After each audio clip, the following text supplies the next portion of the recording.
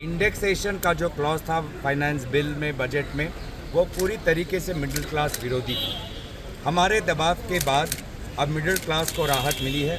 India alliance के दबाव के बाद आज केंद्र सरकार ने उस पर रोल बैक घोषित की है और इसीलिए मैं कृतज्ञ हूँ इंडिया अलायंस के विभिन्न दलों के नेताओं के प्रति और एलओपी श्री राहुल गांधी जी के प्रति। लेकिन हमारी एक और मांग थी, वो भी मिडिल क्लास के संपर्क कि लाइफ इंश्योरेंस, हेल्थ इंश्योरेंस पे जो जीएसटी लगा है 18%, वो बहुत ज़्यादा है।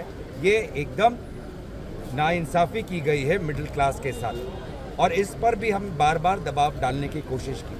हमारे सहयोगी आरएसपी दल के नेता आर.के. प्रेमचंद्रन जी ने एक अमेंडमेंट भी लाया इस बिल पर, लेकिन सदन के अंदर सारे अमेंडमेंट पर चर्चा हुई, सारे अमेंडमेंट पर वोटिंग हुआ वॉइस वोट के अनुसार, लेकिन प्रेमचंद्रन जी के द्वारा जो 18% जीएसटी हटाना था, जो अमेंडमेंट जो कबूल हो चुका है, प्रेसिडेंट का एड्रेस असेंट मिला है, सर्कुलेट हो चुका है, वो किसी कारण से उस पर वोटिंग नहीं हुई, उसको लेकर बातचीत भी नहीं हुई और सरकार कोई तकनीकी कारण दिखा रहा है जो कारण बिल्कुल बेबुनियाद है।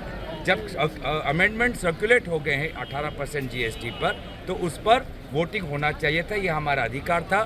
कहीं ना कहीं सरकार ये मंशा है कि वो नहीं चाहते कि इंडिया अलायंस को ये इंडेक्सेशन के साथ साथ एक और बात हमको मिले कि हमने एक मुद्दा उठाया 18% जीएसटी का, और इसीलिए जहां पर उन्होंने हमारी मांग जो इंडेक्सेशन पर है वो कबूल किया, ये जो हमारी मांग है 18% जीएसटी पर, इससे वो भाग रहे हैं, मुकर रहे हैं।